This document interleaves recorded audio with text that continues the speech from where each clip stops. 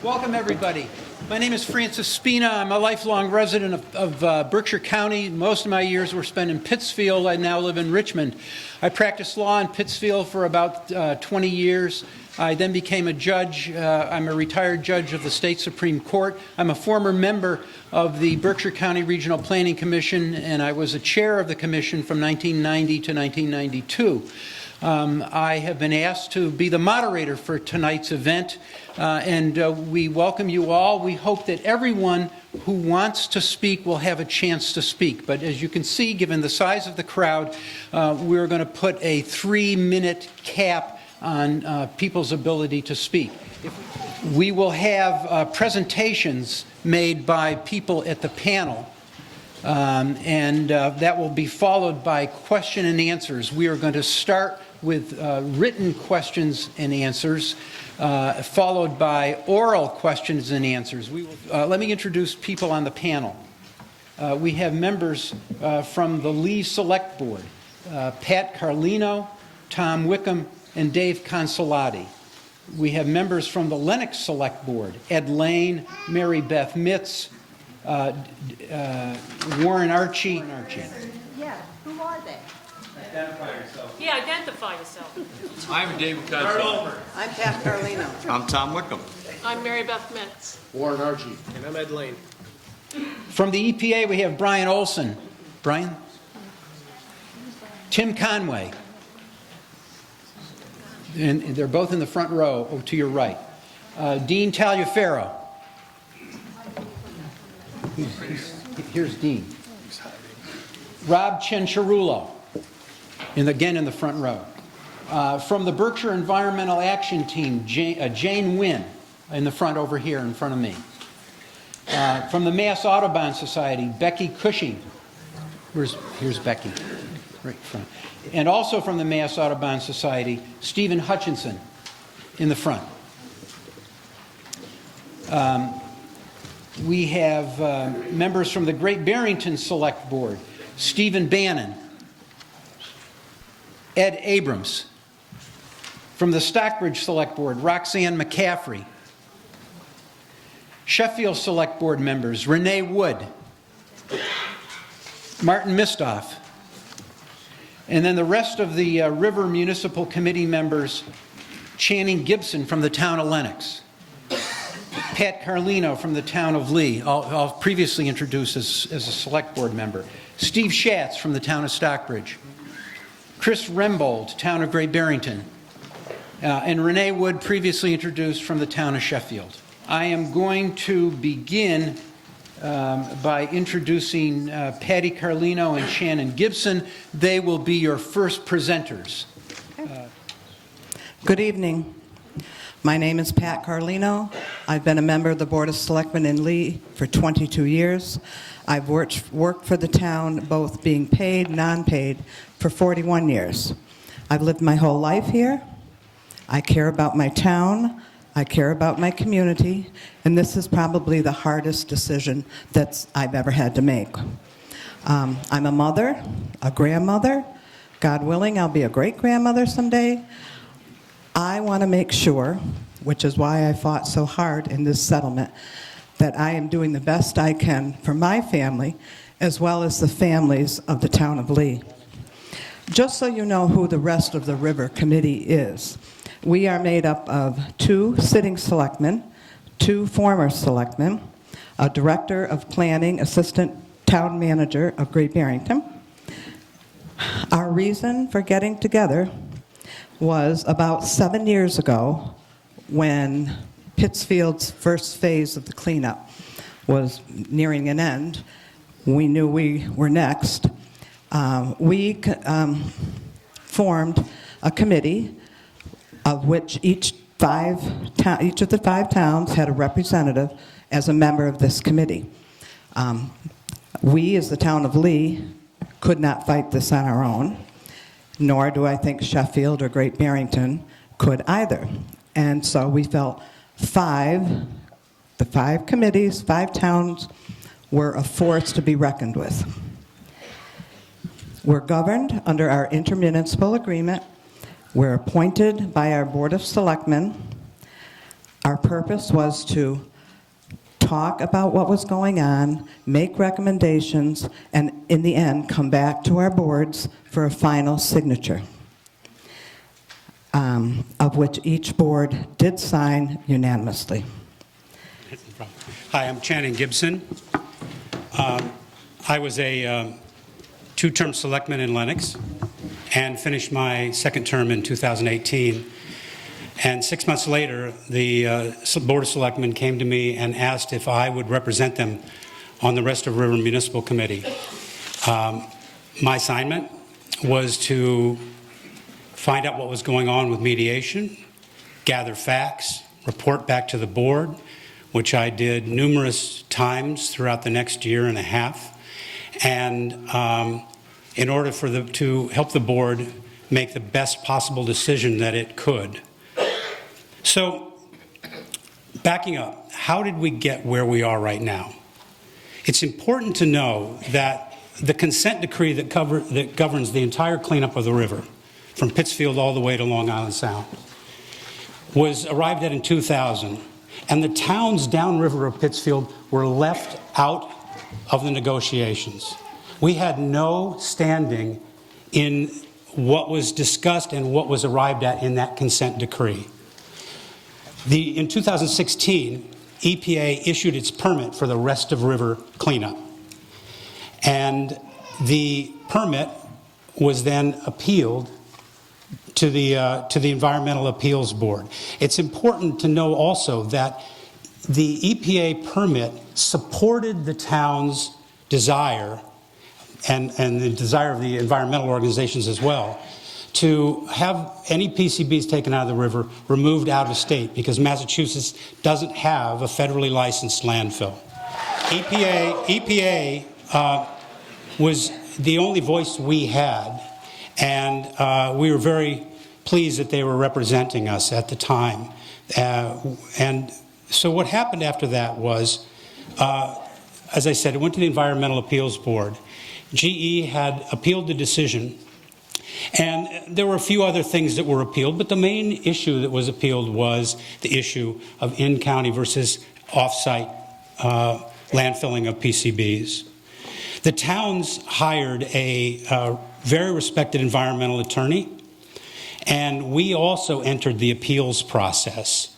We, to the extent we could, and I got to tell you, it wasn't a great extent, but we used the voice we had because the appeals process provided us with a slim opening to have ourselves heard.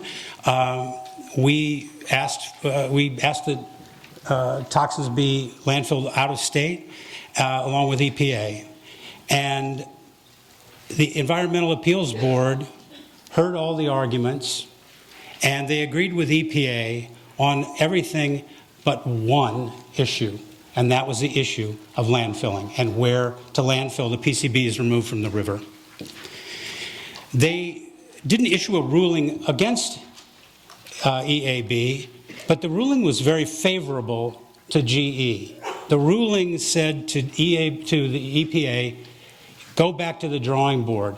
We don't believe you've proven to us that the material needs to be landfilled out of state. This was a really big setback to all of us. And we were now looking at a real uphill battle in the litigation process if we continued. So we were offered by Washington EPA and asked if we would be willing to sit down and go into mediation. And the committee said, well, sure, we'll do that. Let's hear what you got to say. If we went back to the EAB board, our chances would be around 50-50 that we would win. And what does that mean? We would win, and GE will appeal to the federal court.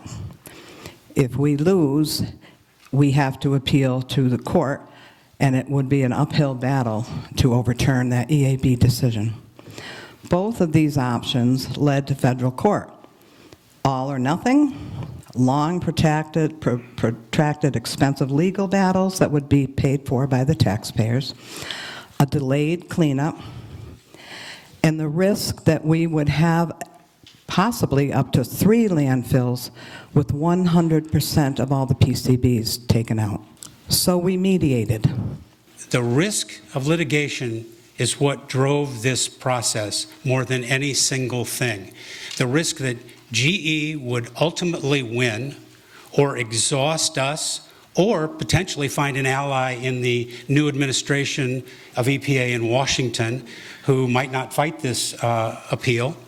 So we then get into mediation, and we decided very early on that we wanted to sit. We had nothing to lose by sitting and listening and talking. It was an opportunity for us, and we came to it without having any idea of what exactly might come out of it. We had no prearranged agreements with anybody. We sat and we listened. And what we heard, what we asked about primarily was human health. That was our primary concern. We knew that the disposal of PCBs could be an issue. It came up early on in the process as an issue, and we really wanted to make sure that we would protect human health as a first and foremost priority of our committee, and that we would try to get as many other benefits out of the cleanup as we could. We'll talk about all those benefits later, but one big one was the enhanced cleanup that EPA was offering us. And you'll hear two terms tonight. You'll hear hybrid cleanup and you'll hear enhanced cleanup. The enhanced cleanup is a larger scope of cleanup for the river. It means taking out more PCBs. It means getting into areas that environmental groups were interested in having treated that weren't being addressed in the original permit. It means taking out a lot more material, and it means leaving behind less capping of the river, meaning leaving PCBs in place and placing a cap over them. The one thing that this committee tried to do was to protect our communities from a win by GE that would have been a disaster for all of us. Baloney.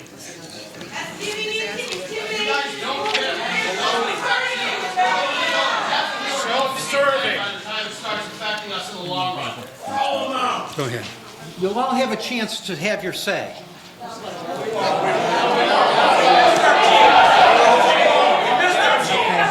Since when? Okay. Not anymore. Yeah, where's our state representative? Where's Housatonic? Sold out. Didn't recognize you. Know this in 2018 and 2016. If you want to be informed, could you just be quiet for a little bit? You'll have your place later.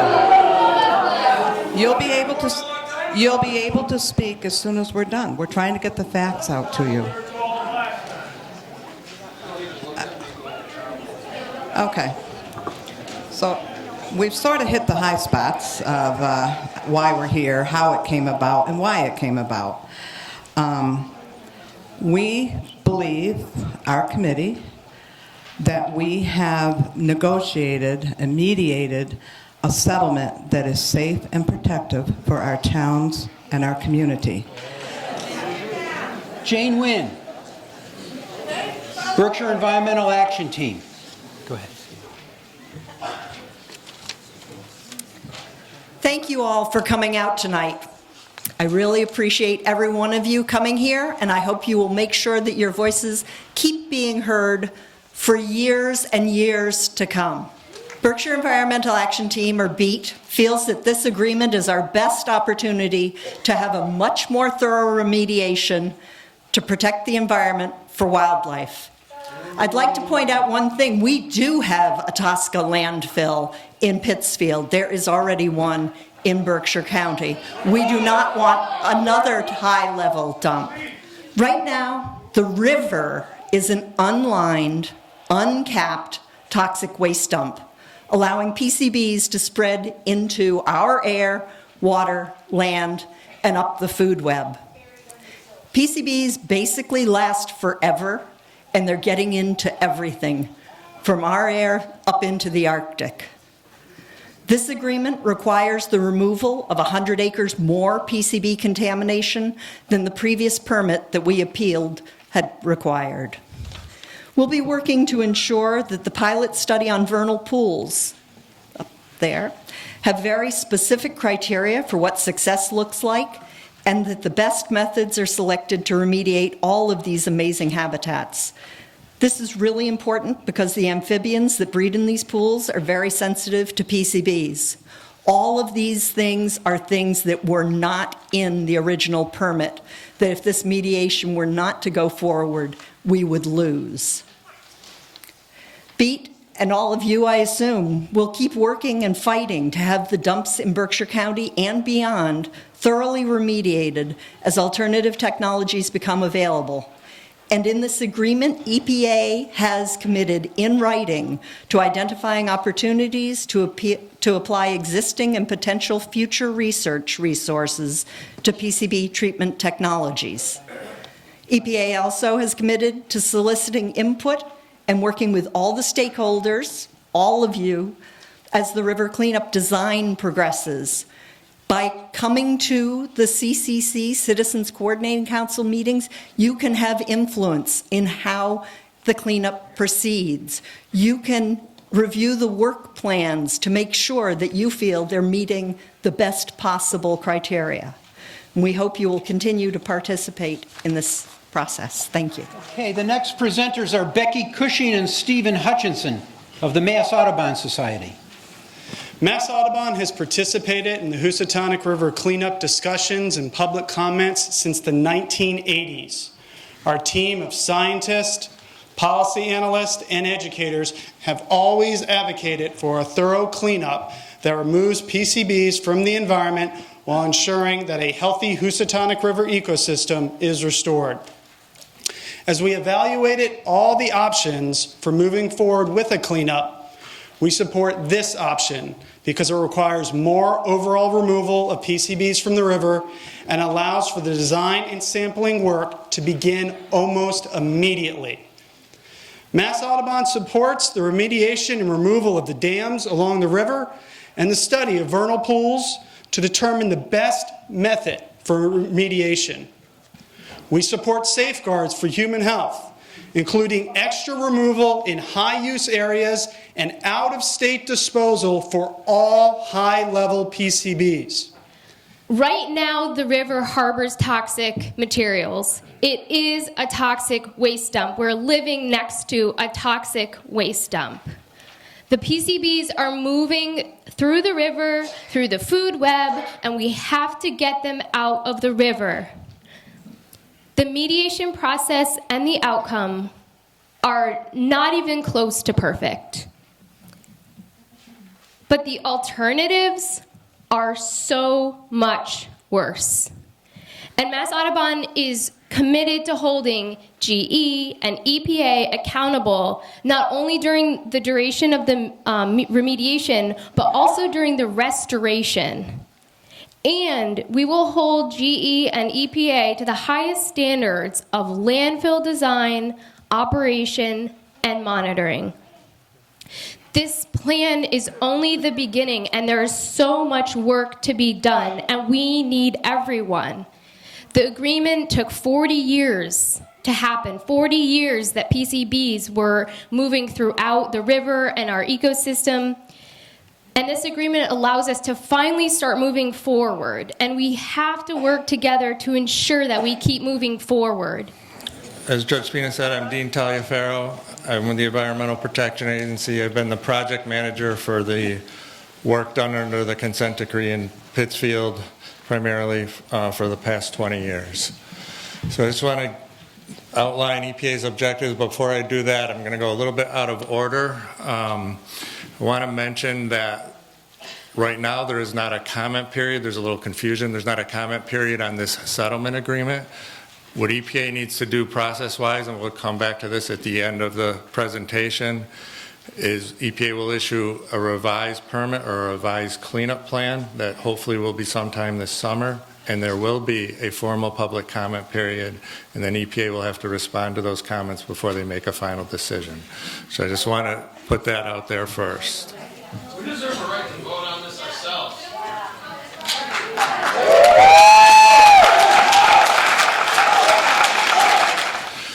So our objectives are to get the worst, the highest level stuff out of state, do more cleanup where it's appropriate, including on private property. There's provisions in the proposal to work more on eliminating erodibility of the riverbank so that they don't just continue to contaminate the river. And then, as Jane mentioned, options to clean up the sensitive habitats or the vernal pools. The current plan, the 2016 plan, calls for removing a thinner layer of sediment and then capping over 300 acres in the river, starting in Pittsfield and going all the way into Rising Pond. While the capping will work and has been successful in the past, it's preferable to remove sufficient sediment so that you don't need a cap so that the river can act more in its natural state. So this allows for 1/3 of that, or 100 acres, to be removed to a better cleanup level such that less capping is required. The first stretch where that is in Lenox. It's the 3 miles of the river from Roaring Brook down to Woods Pond. That in itself is a very large area that would be nice to return more to its natural state, so that would be about 60 acres less that would need to be capped. Other areas, there's 5 more dams downstream of Woods Pond, and there'll be additional removal behind all of those dams. Behind 2 of them, the first 2, Columbia Mill Dam and Eagle Mill Dam, the remediation will be sufficient such that those dams, the remnant dam by Eagle Mill, but Columbia Mill, can be removed and open up the river more to its natural state. And then the next 3 dams, Willow Mill, which is in Lee, Glendale and Stockbridge, and Rising Pond, will have additional sediment removed to reduce the amount of capping behind that. Could you speak up? Sure. Can you hear me? So capping would be if you remove a certain amount of material, say the sediment contamination, I'll just use rough numbers, is 5 feet thick, where the goal is to isolate the PCBs from the receptors, which would be the biota or the fish or the macroinvertebrates or people walking in the river. So what capping would do would be remove, say, the top 2 feet of sediment, place material back in that is designed so that it will generally stay in place and isolate the PCBs below the new material, the fresh material that'll be suitable for habitat. It works well. It certainly reduces the PCBs. There will be some mixing, so it's not a perfect solution, but it can definitely reduce the exposure to PCBs to the fish and the food chain by 90 to 95%. So EPA is committed to conduct additional research on ways to render the PCBs, and our management has made a significant commitment on that. That'll be EPA funding, and part of that will be soliciting research opportunities from institutions, hopefully local institutions, and just keep trying to see if we can get something to work. But in the interim, we didn't think it was appropriate to put the cleanup on hold indefinitely. So the landfill, I think, as everybody knows by now, I think you have the fact, I think you have the fact sheet, hopefully, but this is, lane gravel pit. The landfill itself, the proposed landfill, hopefully I have this right, is away from the river, away from the area that's been mined right now, where you have the big holes and where you have the quarry ponds over in this area. So the landfill's on the high end of this property, close to Woodland Road. So it's more than 1,000 feet from the Housatonic River. It's more than 1,500 feet from Woods Pond. The campground is over here on the other side of Woodland Road, as most of you know. So, and the distance from the Lee water supply is greater than 1 mile from both the reservoirs. The 2 closest reservoirs are Leahy and Venetti Reservoir. And the only other point on the reservoir is the groundwater in this area, should there be an issue, would flow towards the river. The reservoirs are up gradient of the landfill. So in the remote event that there was an issue, the landfill would not affect those reservoirs at all.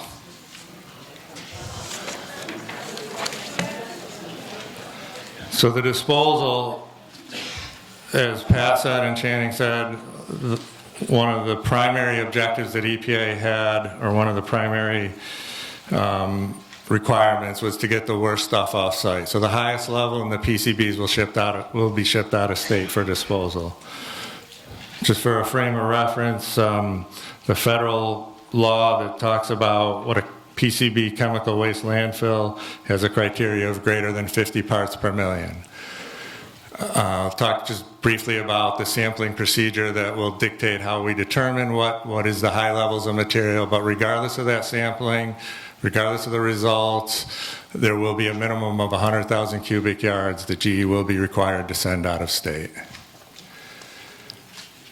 The remaining material is proposed to go into this landfill. There's a couple quick points on this. Only material generated during this rest of the river cleanup, during this river and floodplain cleanup, can go in this landfill. It is not a commercial landfill. It will not take other waste from any location. There's a federal law that classifies hazardous waste. That doesn't address PCBs, it covers other hazardous waste. There'll be sampling done to make sure there's no federal hazardous waste in this landfill. In the event that there is, in the event that during the remediation, during the floodplains excavation or sediment excavation, if there's drums, capacitors, other bulk containers, or anything that can hold free liquids, that will be segregated out and that will not go in the landfill. The settlement agreement itself has a detailed protocol for determining what is the high-level waste, and there's been some questions on that I've seen. So that sampling will be done in advance before any material is removed from either the floodplain or the river. And once it's determined what the high-level waste is, that material will be removed from the floodplain or the sediment prior to any of the other sediment being removed. So that is how that is done. So it's not done after or during the dredging. The segregation is determined up front. And this averaging, or these sampling protocols, cover numerous. We've broken the river up to make it manageable into several areas, 8 or 9 areas, and each area will have to meet this criteria. And based on our estimate, applying the sampling protocols, after all the remediation is done, what will be left, what will be in the lane disposal pit will have average concentrations about 20 to 25 parts per million. Just going to talk a little briefly on the construction or the design of the landfill. There's obviously a lot of questions on that. That's one of the most important things. This is a cross section of the landfill, so here's the existing material, here's the existing groundwater. First thing is there'll be 2 bottom liners installed. The liners will have to be a minimum of 15 feet above the groundwater table, and that'll factor in seasonal effects, worst case effects, and an assessment of making that a very conservative level. So there will be 2 liners here. On top of this, I'll do the top liner first. The soil and sediment will go here. Regardless of how much it's dewatered or dried out, it still contains some liquids in it. So slowly over time, the liquids will disassociate from the soil, flow down to this liner, and it's called leachate. And it will land on top of this liner, and there'll be collection pipes that'll remove the leachate. The leachate will be collected, stored in a tank, and treated with a treatment system, and then discharged. It'll be discharged back into the river after it goes through a treatment plant.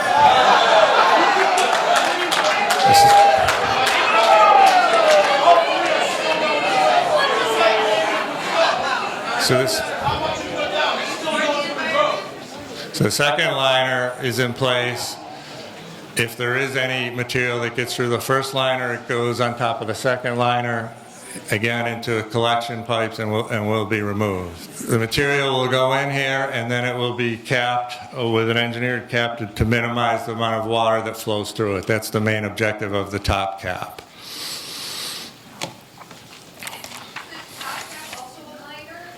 The top cap is an engineered liner as well, yes. It's impermeable or very, very low permeability. The water is, excuse me.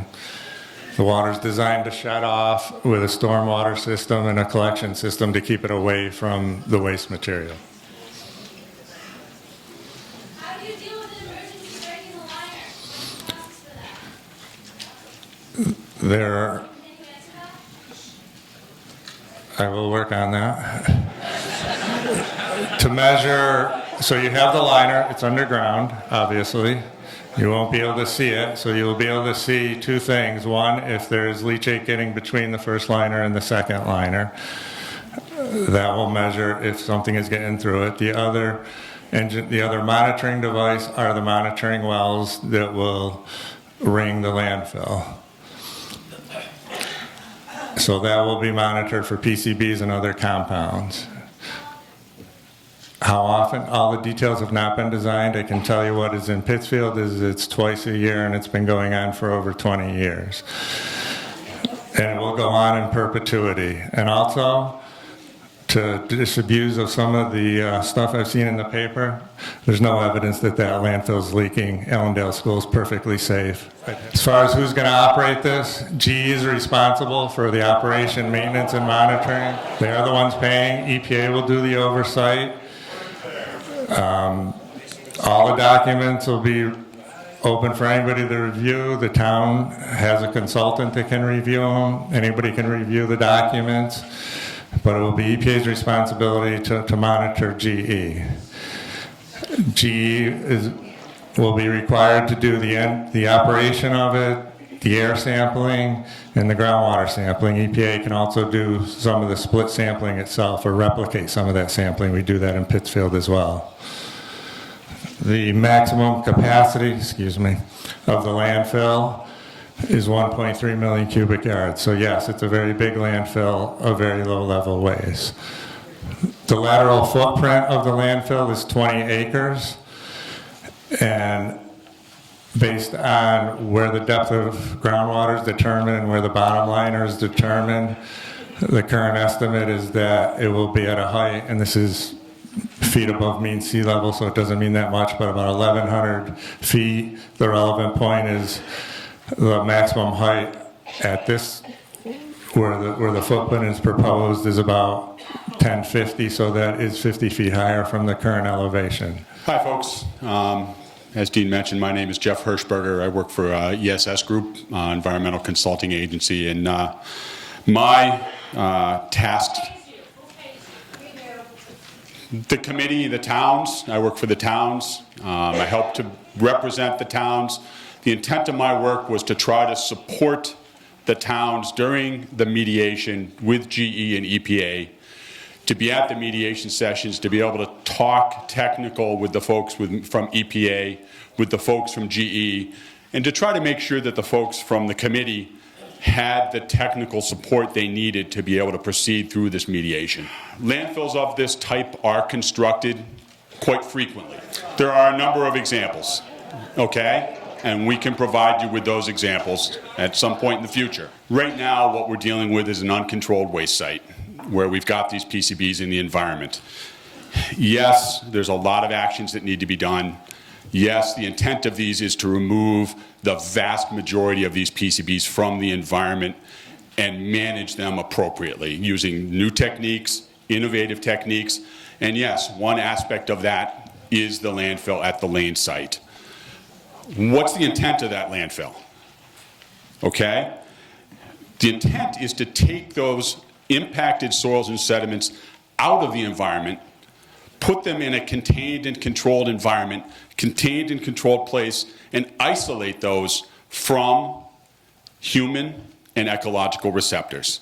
As Dean mentioned, there's a lot of controls that are being put into this landfill that are above and beyond what would normally be done for this type of a landfill. The intent is to try to isolate this material not only from the human and ecological receptors, but also to isolate it from the underlying soils and the groundwater. There's a lot of concern, I know, about the fact that we're going to end up with an open operating landfill here for more than a decade. It's true, this river work is going to take a long time. This river remediation does take a long time.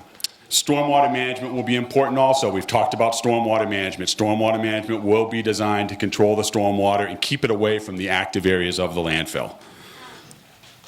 Drainage swales, ditches, lots of different ways that can be done on an operational basis and also on a long-term basis. This landfill can be operated in a safe manner that can be protective. And the important part of this is going to obviously be continued diligence by everybody in this room, everybody at this front table, to make sure this happens the way it's intended to happen through this agreement and through the revised permit that's going to come out, through all the plans that are going to have to be developed, reviewed, and approved. There's going to be design plans that are going to have to be approved for this landfill. There's going to be operation, maintenance, and monitoring plans that are going to have to be approved for this landfill before anything gets built. There's going to be a closure plan that's going to have to be approved that's going to say what is going to happen once this landfill is full. We've put the final impermeable cap over it. How are we going to monitor this thing? And as Dean said, in perpetuity. The intent through the agreement is that the public and the towns will have the opportunity to review and comment on all of these documents before they're finalized. And EPA is required to respond to those comments. It's going to take a lot of diligence. Again, I reiterate what Audubon said. This job is just beginning. This is just the first stage of this, and there's going to have to be a lot that has to be done. But it's my opinion, from a technical perspective, that this landfill can be built, operated, filled, and closed in a safe manner that is protective of human health and the environment. I'd like to introduce Brian Olson from EPA. This is not EPA's final decision. It's not. Our job now is to take this agreement and put it into. As we said before, we issued this draft permit back in 2016, where, as Channing said, our decision was to take the stuff out of state as well. So unfortunately for all of us here, we didn't win that, and that's why we're here. So now we have to put this revised language into a draft permit. That's going to take us a little bit of time to do. The permit is hundreds of pages long as it exists right now. We're going to have a public comment period on that. We're going to have public input sessions. We're going to have a public hearing on that, at least one. So we'll make our final decision, and we're going to try and go through that whole process by the end of 2020. We'll keep everyone informed. Again, we're here to help answer questions, and again, we'll answer any questions you have. Okay, we have some written questions. Who monitors and enforces oversight of construction and landfill forever? EPA, our job is to monitor. GE's job, we want them to pay for it. None of us here want us to pay for it, right? The taxpayers. So we want them to pay for it. We'll be monitoring it. I can't say it will be me or it will be Dean forever, but the people who follow us will be monitoring this forever. Okay. Again, though, there's a component of this where EPA is looking for alternative technologies.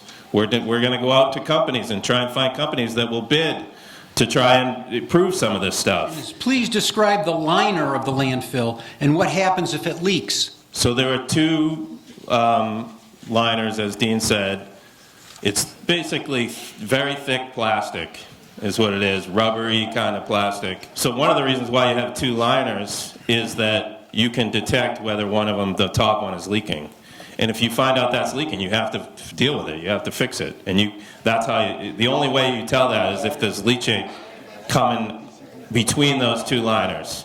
So that's how we would do it, and then we would have to go and fix it. We would have to deal with it.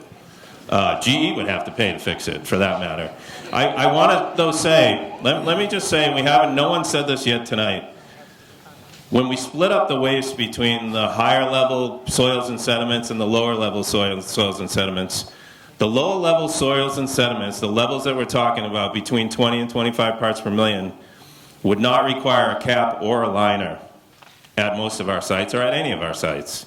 The federal TSCA law, the Toxic Substances Control Act, says that if it's less than 25 and it's a low occupancy area, you don't need a cap or you don't need a liner. This is an extra added protection, the cap and liner. We don't expect this landfill to leak because the levels are so low in it. If it does, we do have these liner leachate detection to collect it and then fix it if that's the case. Question is, please explain how you will guarantee that high levels of PCBs will in fact go off-site, and correspondingly, how you will guarantee that only low levels will go into the landfill. So we have a sampling protocol. Many of you have maybe read the agreement. There is a specific sampling protocol in there. We're trying to make a cutoff between the regulatory level is 50 parts per million when you're talking about federally regulated PCBs versus non-federally regulated PCBs. In order to do that, some areas of the river we've used an averaging of 25 just to make sure we stay below that 50. But really how we're going to do it is you sample up front. It's a little more difficult in the river than in the floodplain. The floodplain is not moving, right? So you sample up front. We're going to use those to define those hotspot areas. We're going to go in and remove those hotspots first, and then after we're done with that, then we know everything else is at the lower levels. So that's how we're going to do it. The next question is, why was Lane chosen as the local disposal site? As we've gone through the process, or for those of you that have been following this over the last 20 years or more, there was an identification of 3 different sites in what we called the corrective measures study that was put together. And Lane was one of those sites. GE had an option to, or has an option to buy that portion of the site. If we use Lane, we have 43% of the sediments, or some 43% of all the contaminated sediments in floodplain are within a couple of miles of the Lane site. And rather than taking 55,000 truckloads and bringing them somewhere, wherever it is, even if it's out of state, there's that many truckloads, we were going to pump it directly to Lane, and again, take 55,000 trucks off the roads and lower the impacts to the community. The next question is, do you have the routes chosen for transport of dredged PCBs to the landfill? And if you haven't, how will you go about determining what they are? I don't know if the towns want to answer that, because we don't. The answer is no, but we've had a large number of discussions with GE on this particular issue. There's going to be a specific plan put together by GE that we'll put out for public comment. Someone asked earlier, well, how do we know that, is EPA going to put this stuff out for public comment? We've committed in this document to do way more than we would normally do at a site. We're going to put all the documents, especially the ones that impact the communities, out to the public for review and comment. So in order to run the trucks through the right way, we want to hear from you, I guess, is the... Wait, am I correct in my memory of reading the settlement agreement that there will be input from the towns as to what routes the trucks will follow? Do any of the select persons have any information about that? There's a quality of life plan requirement that was agreed upon by all of us in this negotiation. It does not only cover all the roads they're going to use, but it also, you have to take pictures of the roads to make sure that if they damage them, they'll fix them. It's also a quality of life thing. We don't want truck traffic on all our holidays or any of our special town events. And we don't want to have overburdened people on weekends. And these quality of life plans have been discussed, but we'll have to discuss them more. But it was important to have this plan in here because this talks about us and how it's going to affect us and how we can determine what they're going to do. So it's very important. You can read that in this agreement, but that covers what that question just said. Yeah, let me hold on to you for the next question, which is, how will road damage be dealt with? I thought I remember reading something about the quality of life provision. So the road damage, I mean, we tried to reduce the truck by 50,000 some odd trucks for the low-level stuff, because you're just really starting to damage all our roads and bridges with this stuff. So they're going to take pictures of all our roads, and they will fix them for free. Lennoxdale. Money to the towns, what will the money be used for? We have a certain amount of money that we're supposed to get from this.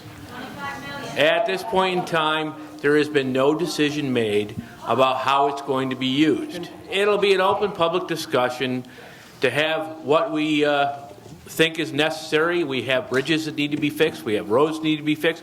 We have infrastructure that needs to be done. I'd like to just address that from the town of Lennox point of view.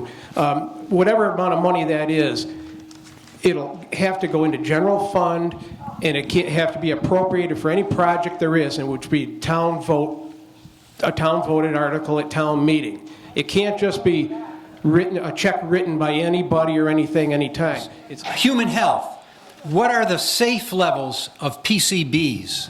Has the federal government set a level of toxicity for PCBs? Safety is based on exposure.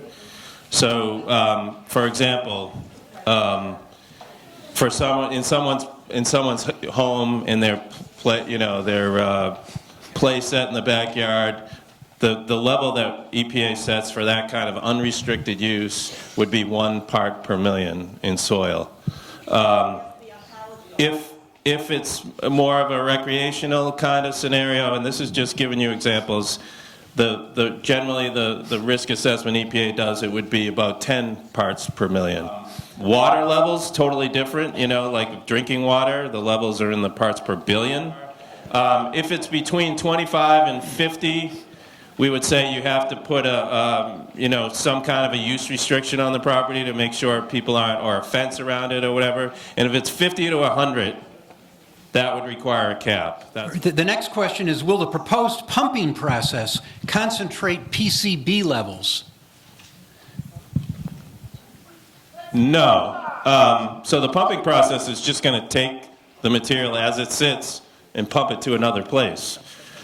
We do that at other sites. We've done it at other sites. So it doesn't concentrate it. In fact, the water probably dilutes it a little bit, and then you have to take the water off. You have to treat the water. And just to be clear, there was a question earlier about treating the water. When you treat the water, you're not destroying the PCBs. You're condensing it down into, or I don't know if condense is the right word. It's being collected and put in a sludge, and then that gets shipped off. There's like you could treat thousands of gallons of water, and you might have a little small container of PCBs when all is said and done, and that gets sent off for incineration or whatever. To the extent that there's open water or wetlands within the disposal areas, will the final EPA plan require approvals from the local Conservation Commission pertaining to any jurisdictional wetlands or waterways? There's no intention to put the landfill in those open water areas, so they're supposed to be away from those.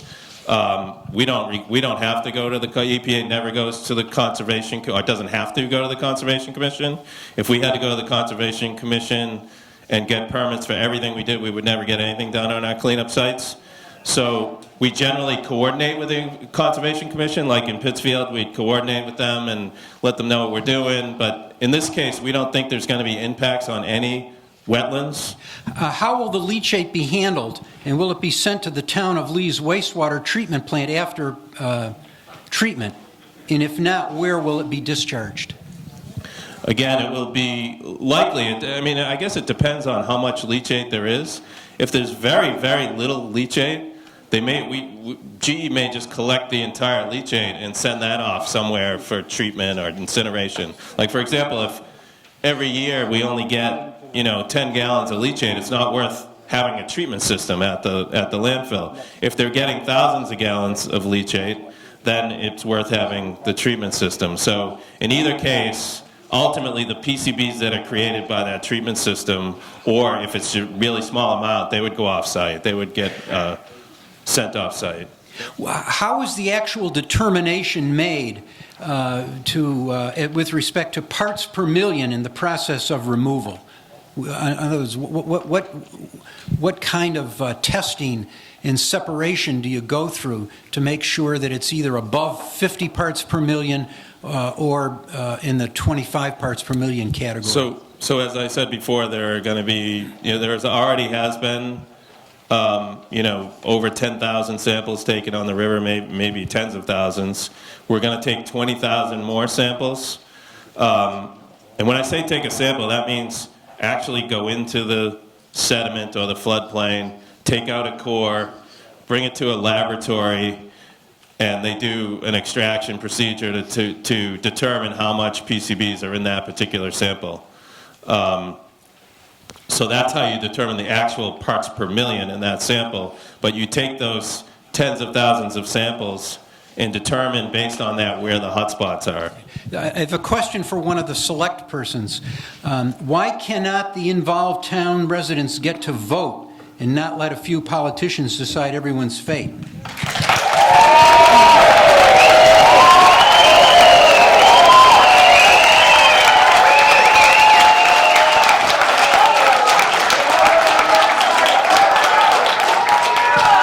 Do you want the answer? Do you want to hear the answer to the best of my ability?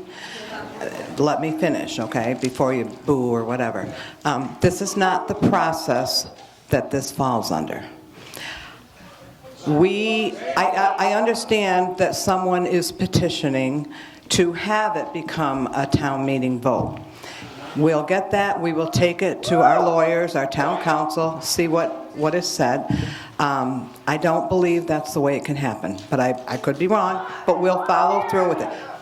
If the river is an open solid waste dump today, why are two large upstream areas being left there, left the way they are? The critical core areas not to be mitigated. Okay, thank you.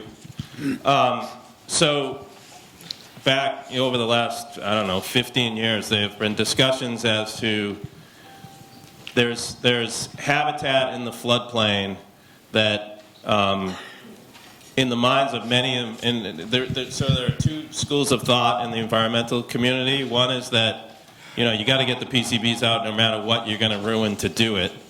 And the other is there are certain critical habitats that you just can't afford to lose in the floodplain. They help endangered species or whatever. And there may be small areas of, certain type of fern or whatever that can't be recreated anywhere else, in not only in Berkshire County, but in other places that you don't want to touch. So you might leave small areas of higher level PCB contamination in there just to protect. So you're making a judgment, are the PCBs in this small area worse than losing this fern forever or whatever? So that's where that comes from. In the event that there are new technological developments that can improve the cleanup process for PCBs, will GE be required to use those processes? So the answer to that is, and I'm going to be honest, it sort of depends.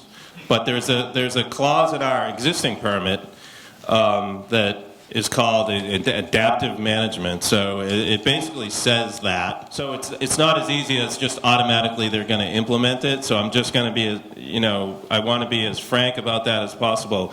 We would have to push, and we would push, but it's not like it's automatic. There would be a plan, we would approve it, there may be a fight. If I did not read your question, you can come up and ask it. We're going to take people from Lee and Lenox first. Please form an aisle and come up to the microphones. 100%. My name is Monica Ryan. I live in the town of Lee, and I'm a district representative. And I'd like to see the gentleman from GE and have them stand up and see who I'm talking to. Are they still here?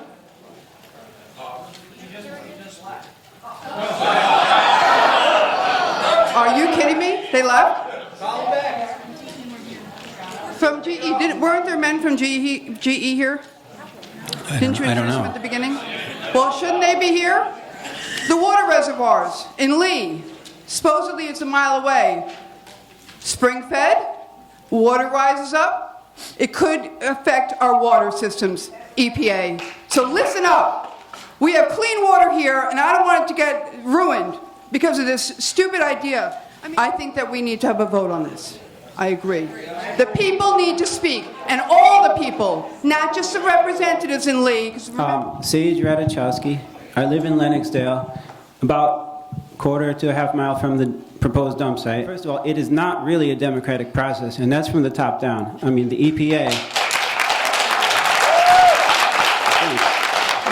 The EPA is basically has the power to determine what happens, and they get to say. What I'm saying is, yes, they hear our input, and they are good people. It's felt like almost an adversarial relationship. There are ways to destroy PCBs thermally, and that does not only mean incineration.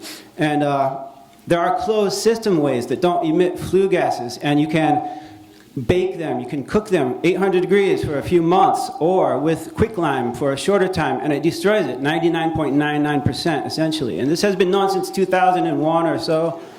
For these kinds of PCBs, I've never seen lime work. For this, these are highly chlorinated PCBs, so we've never seen it work. In terms of the thermal desorption, Sage, I do think that that could work. It's very expensive.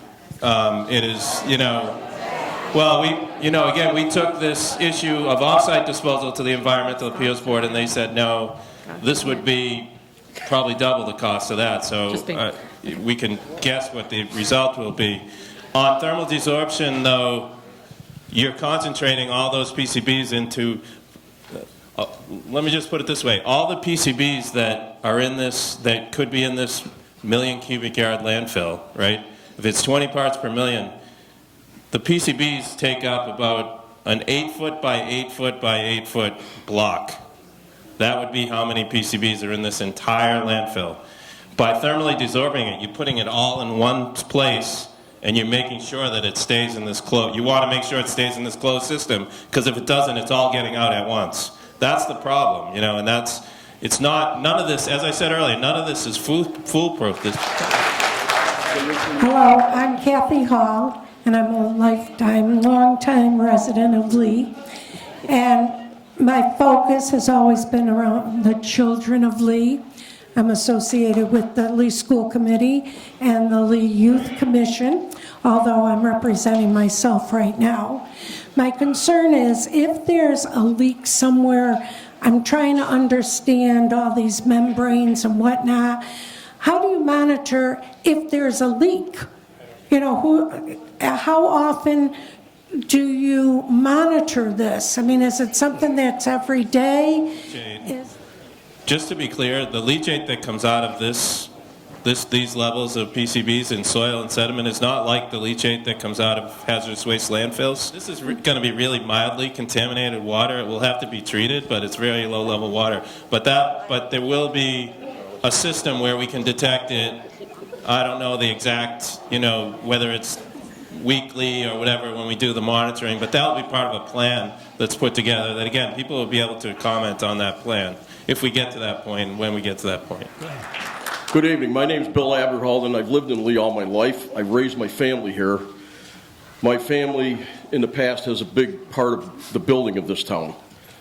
For my grandchildren and my children, I would like to maintain the integrity of this town. I want it to keep being the gateway to the Berkshires, not a gateway to a toxic dump. The $25 million that's going to Lenox and the $25 million that's going to Lee, why couldn't they take that $50 million and haul it out of here? That wouldn't get you as far as all the material. Wouldn't even come close. So that, $50 million may get but it would be another a big part. amount. It would have been, yeah. And how much are they spending to build the landfill? Put that in with the $50 million. But you have to build something for the remaining material, right? What remaining material if they ship it all out of here? A multi-billion-dollar company like General Electric, they made the mess. Let them clean it up. You should fight for us, all of you. We feel like we are fighting. Maybe we don't win everything, but. I'll let you speak.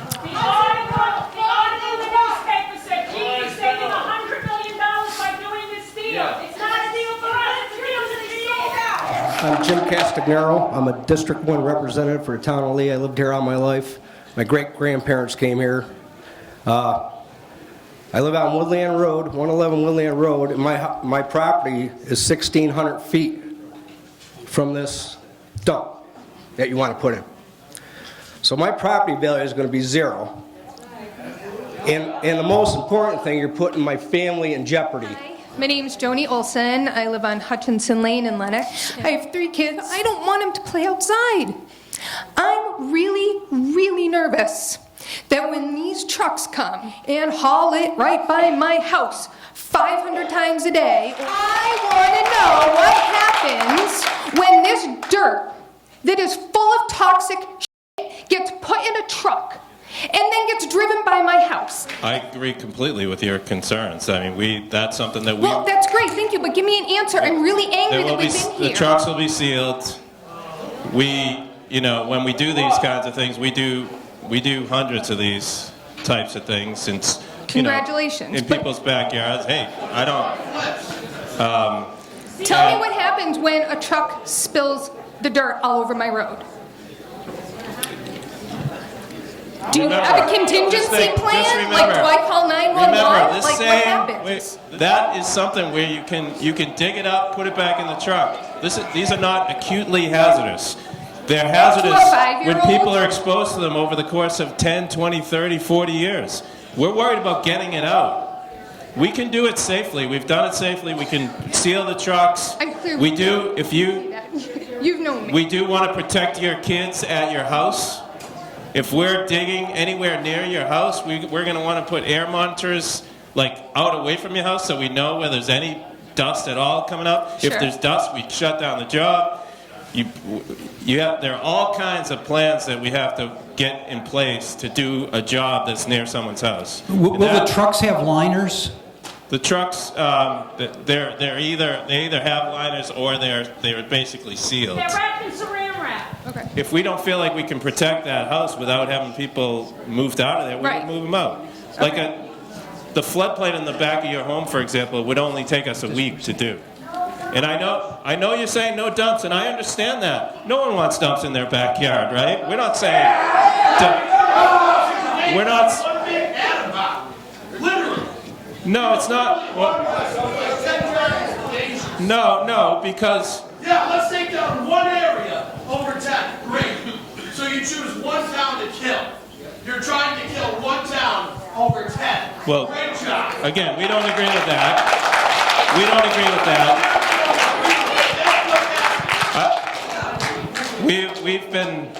We've been working on this for a long time. Again, this material is sitting out in the floodplain in the river right now, right near your house, right near your neighbor's house. Now. My name is Maya Conti, and I'm a resident, and I'm a resident of Housatonic. It seems to be, as professed by the first presentation, that this is actually not something that you all were very fond of. You all probably went up against a hard call to agree to this, and it seems to be that it was fear of the worst case scenario, that GE would push you back into a corner and we'd get it even worse. So it seems to me, and I'd like to address this to GE themselves, who are not here, interestingly enough, that if I understand correctly from the information that I've gathered, that what we're up against here is a question of $400 million. It would cost $600 million to take all this stuff, ship it out, and put it to a place that's designed to facilitate this with no citizens and children all around. But it would cost $200 million to do it this way. So they want to save $400 million. So to our representatives, as I understand, we have protocols that we can put into place to bring this as a vote to our mandates, and that the citizens here are going to be working on presenting those things to each of our collective townships so that we can proceed in a way that involves our voting. Good evening. My name is Kathy Dowse. I'm a District 4 rep. You sold the Dale out. Sure did. You sold out every single abutter with not, what are you going to do? You're going to buy their property? Who's going to buy their property? These are single women. What a widow. What are you going to do to help her? Who's going to help her? Any hands? My name is Cornelia Kalisher. I live in Lee, South Lee, and I'm a District 4 representative. I want to first begin by thanking all of you for all your work.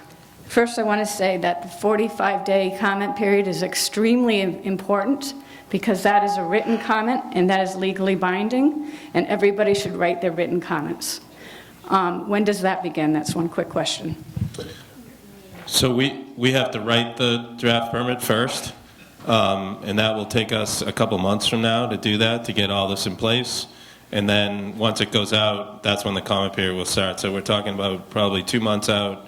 There'll be a 45-day public comment period. We may extend it, so that people have plenty of time to respond back. But normally it's legally required, actually, that we have a 45-day Right. public comment Could you period. please post that date when the 45 days start so that we can write? Definitely. letters? We'll try and have it all ready to go a week before, so we can say the comment period's going to start a week from now rather than saying it's starting today. 1976, I took the first samples out of the Dam River. It's been close to 50 years. And you know what? I feel personally like if we wait a little longer before we make a decision of this ridiculousness, that we try to figure out what the right solution is. And there are better solutions than a toxic dump in our town. Now, anybody here that's not from Lennoxdale or from Lee, you may be safe right now from your property values. But who knows? When people find out a toxic dump is in Lee and Lennox, maybe they won't be coming anymore. Maybe they'll pass on to the next town. Because as the guy said earlier tonight, the gateway to Lennox is now the gateway to the toxic dump if we let this happen. And it should have been at a town vote, guys. Hi, I'm Andrew Holt. I'm from Lennox. Mary Beth, as a neighbor for a long time, and yes, I did babysit her children. I am going to trust that you have done my future children that eventually I will have correctly. And so I do want to ask a couple questions. I'm hearing a lot about people wanting to raise this to a town vote. But the other thing that I'm hearing is if it's raised to a town vote and we were to, let's say, strike it down, one of the individual towns, does that essentially collapse the agreement and then... It does. This is an all or nothing agreement. So then it puts us back into the litigation space Right. where there's an opportunity Right. for There was a week. massive failure. There was a week. My time. Yeah. There was a week during which each of the towns voted, and nobody knew what anybody else was doing, and we voted based on the information that, our representatives were bringing back to us. And frankly, given the fact that it was going to be, what we're trying to do is get this river cleaned up. We're trying to get this poison that's been in the river for 75 years out of the river. They're going to take the lion's share of this, everything that's 50 parts per million and worse, to a federally licensed dump out of our state, which is what we wanted. Yeah. They're leaving the least of it, granted, in a facility, the Upland Disposal Facility, but we were going to have 3 dumps.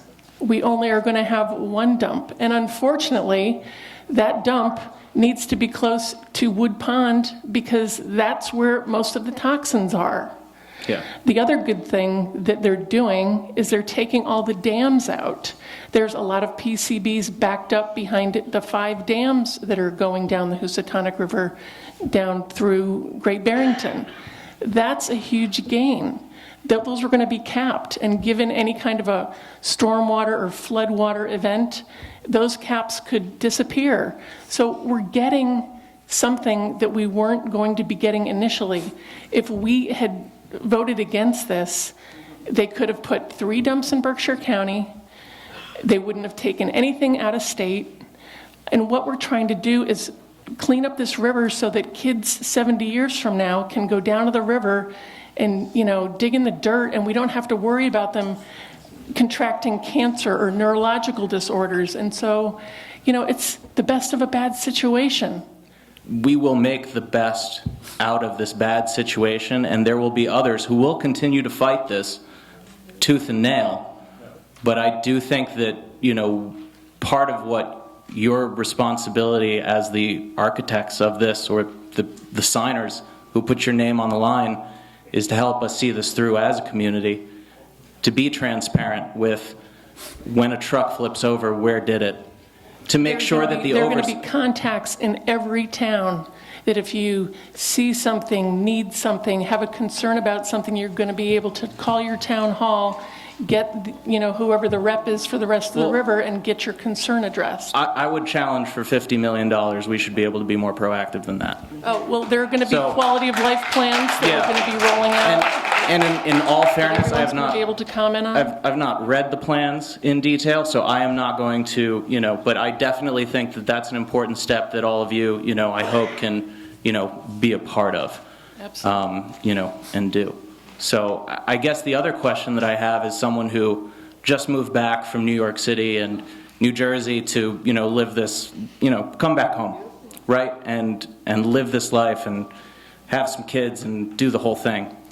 What are the things that I and some of the other gentlemen back there and everywhere around here who's going to be here for a while, what are the things that we all need to be watching out for? Like, what are the parts of this plan that represent the largest, single points of failure? The places where GE as a company has the ability to twist and the ability to go around and skirt the rules, because quite frankly, they've already done it once, right? Supposed to clean the river, not going to clean the river. Okay, I'll accept that. But what's to stop them from doing that, reading one time a year? I mean, I understand the EPA, and that's great, but I also think, like, if our town governments have essentially signed off on this as well, there needs to be personal responsibility within our town, not to leave it up to these gentlemen who I am sure are perfectly capable and passionate about what you do. Like, I'm not questioning that, but we need to take the responsibility as individual towns.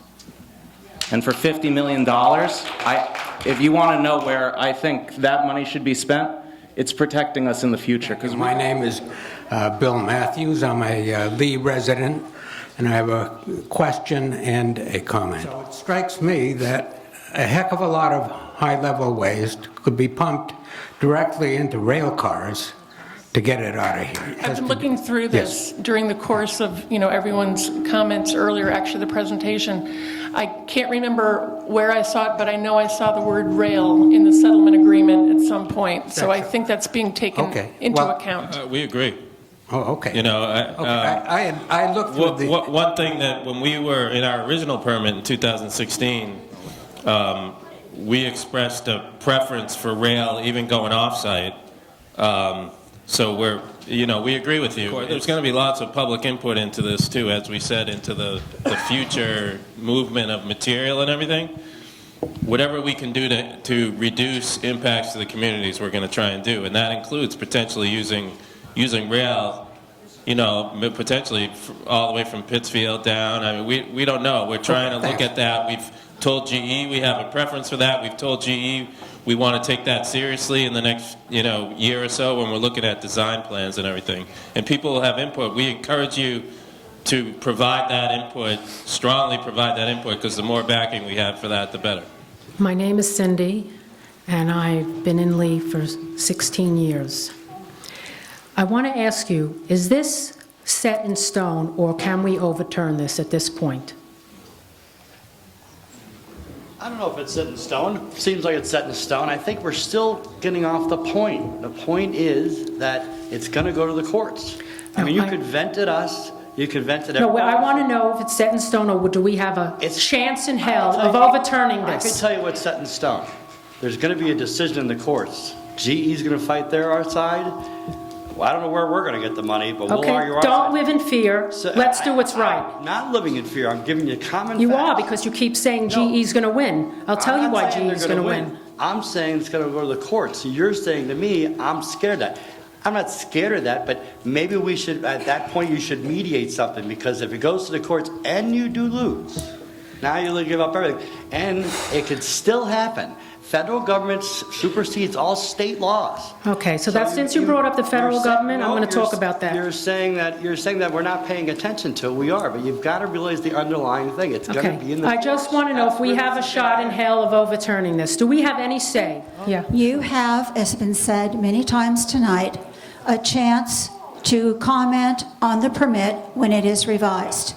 If you do not take that opportunity, you are losing one of your main chances to comment.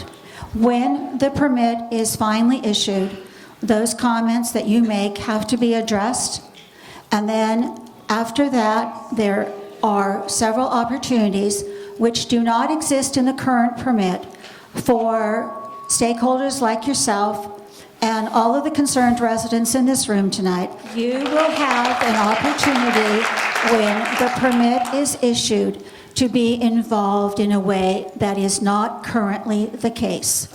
So yes, you do have opportunities to be involved. I'm Caroline Young, and I am a District 3 rep in Lee. So I very carefully read the whole contract that was in the Eagle. GE was going to do this, GE was going to do that, adding to what you were saying. GE is going the way of the dodo. And anybody who doesn't believe it, within the next, say, 10, 20 years, it's going to be divided up into little companies and the hedge funds will buy them. And then who's going to monitor what's going on here? When we did the original consent decree, I'll try and be fast. We had, basically, GE had a blanket, you know, because they were one of the biggest companies in the world. They didn't have to have any financial assurance from us. We got a copy of their, financial statements at the end of the year, and everything was always fine. As things started to not look so fine over the last few years, we had a clause in our consent decree where we could kick in financial assurance. We had to fight it, but ultimately we got GE to, and we wouldn't have stopped until we got them to do it, but there's a $140 million, 140, Tim, is that right, or 150? $150 million basically surety bond that says if something happens, then we have that money in escrow to access. So basically that money is there in escrow for us to access if something goes wrong. It's the biggest one we have of any site in the country, I think, as of right now.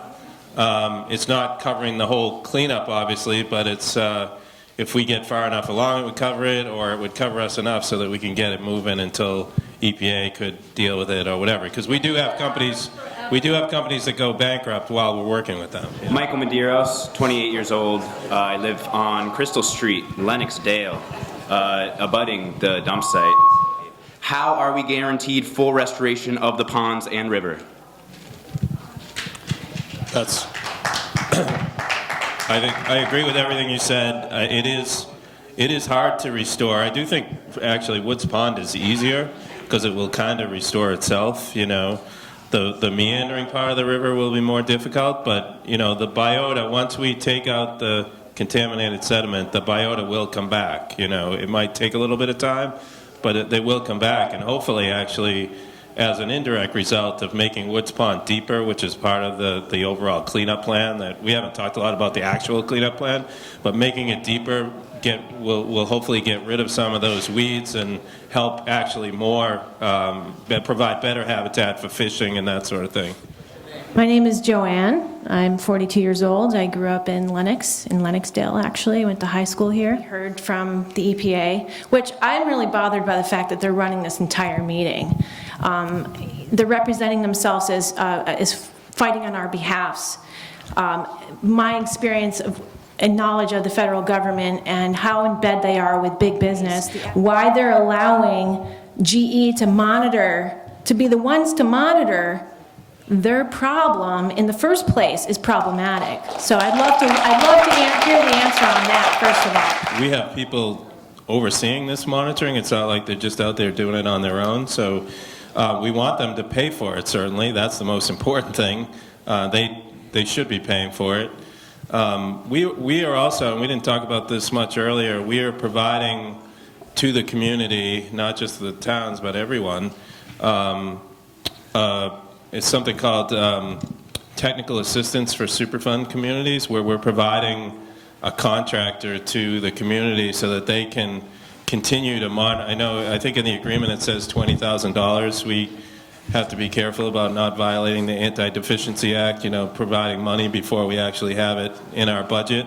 But we expect to continue funding that technical assistance for the community to use to, you know, potentially oversee some of this work, to have people checking into, so you don't have to hire a consultant, your own consultant. We can pay for that, and frankly, we can bill GE for that. Why are you allowing GE to be the ones to monitor the problem that they created? It's a conflict of interest. I frankly think there's some incentive to have GE continue to stay involved and to be... They can be involved, but they don't have to do the monitoring. I'm sure GE would probably give us money to do it, or to give someone else money so they can completely Then be why out of don't it. we do that? I I would feel a lot more comfortable if they did that. I want them to be bought into this. I want to just say personally, how disappointed was I to hear and read that two of the organizations charged with protecting the environment, the Audubon Society and BEAT, Berkshire Environmental Action Team, took a bribe, or at least are involved in taking a bribe from GE. Now, you guys say that you're charged with protecting the environment, okay? I believe in your heart that that's what you think you're doing, but you can do that.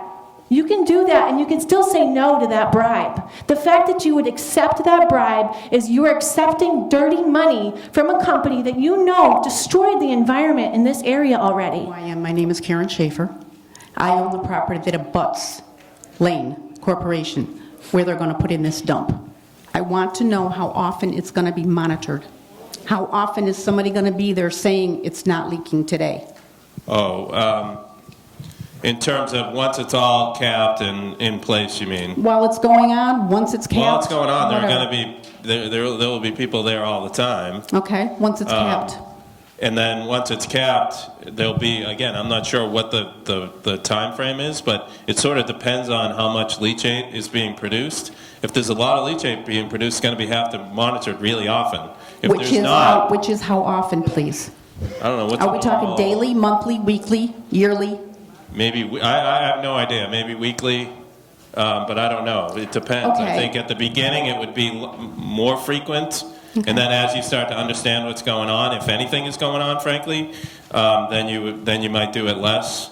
All right, I have a few things to say. Well, I think it was a little bit, I guess, cowardly, I suppose, that only environmental advocates that consented to the deal are represented here tonight. I think it gives a misleading and false sense of consensus. Okay, it looks like this public information session is closed. Thank you all for coming. There will be another meeting tomorrow. It's 6 o'clock at Monument Mountain Regional High School. Thank you.